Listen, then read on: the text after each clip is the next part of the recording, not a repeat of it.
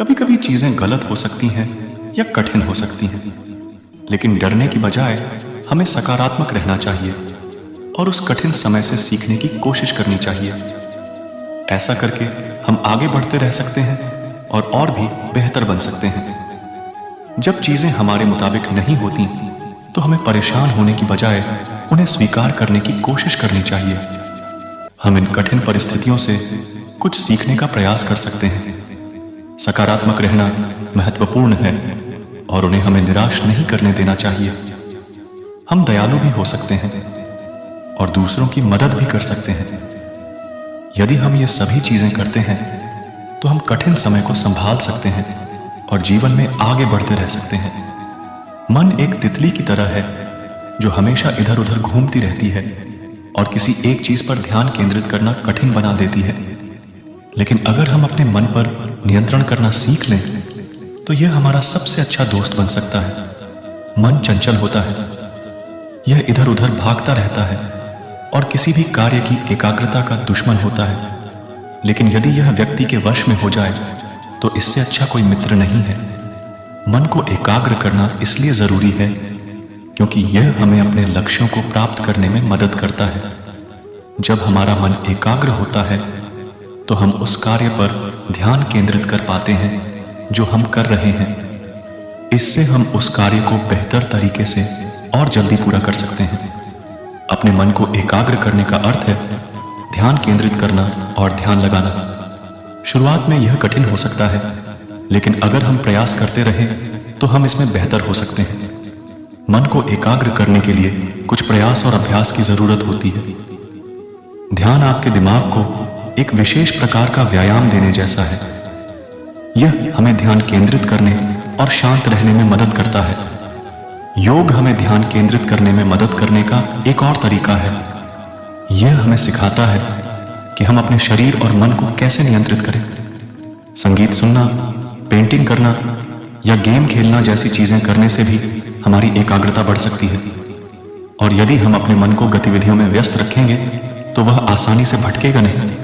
भगवान तो बस प्रेम और भक्ति के भूखे हैं। इसका अर्थ है कि भगवान को केवल प्रेम और भक्ति से ही प्रसन्न किया जा सकता है। श्री कृष्ण उन्हीं के हैं जो श्री कृष्ण के हैं। इसका अर्थ है कि जो भी श्री कृष्ण में प्रेम और भक्ति रखता है वह श्री कृष्ण का है। जो भी श्री कृष्ण की भक्ति में लीन होता है, जो भी प्रेम से उन्हें याद करता है, भगवान सदैव उसका कल्याण करते हैं। भगवान ऐसे भक्तों का हमेशा ध्यान रखते हैं और उनकी मदद करते हैं। श्री कृष्ण ने कहा है कि भक्ति ही मेरे लिए सर्वोच्च है। जो भी मेरी भक्ति करता है मैं उसकी हमेशा रक्षा करता हूँ। भगवान को खुश करने का एकमात्र तरीका उनके प्रति प्रेम दिखाना और समर्पित होना है। जो कुछ हुआ अच्छे के लिए हुआ, जो हो रहा है अच्छे के लिए हो रहा है, जो होगा वह भी अच्छे के लिए ही होगा। तो सकारात्मक रहो और अपना कर्म करो। हमारे जीवन में जो कुछ भी होता है वह हमारे विकास और उत्थान के लिए होता है। जब हम इस बात को समझते हैं तो हम अपने जीवन में होने वाली अच्छी और बुरी दोनों तरह की घटनाओं को सकारात्मक रूप से ले सकते हैं। हम उनसे सीखने और आगे बढ़ने का प्रयास कर सकते हैं। यह हमें अपने जीवन में सकारात्मक दृष्टिकोण बनाए रखने में भी मदद करता है। इससे हम अपने लक्ष्यों को प्राप्त करने के लिए कड़ी मेहनत करने के लिए प्रेरित करता है। इसलिए हमें इस बात को याद रखना चाहिए कि जो कुछ हुआ अच्छे के लिए हुआ, जो हो रहा है अच्छे के लिए हो रहा है, जो होगा वह भी अच्छे के लिए ही होगा। जो कुछ भी घटित होता है, चाहे वह अतीत, वर्तमान या भविष्य में हो, किसी अच्छे कारण से घटित होता है। इसका मतलब यह है कि भले ही कोई चीज पहले अच्छी ना लगे, अंततः वह हमें आगे बढ़ने और बेहतर बनने में मदद करेगी। इसलिए सकारात्मक सोचना और वह करना महत्वपूर्ण है जो हमें करने की आवश्यकता है। जब हमें इसके बारे में पता चलता है तो हम देख सकते हैं कि हमारे जीवन में अच्छी और बुरी चीजें घटित होती हैं। परेशान या हतोत्साहित महसूस करने के बजाय हम हर स्थिति में कुछ अच्छा खोजने का प्रयास कर सकते हैं। हम अपने अनुभवों से भी सीख सकते हैं और आगे बढ़ सकते हैं।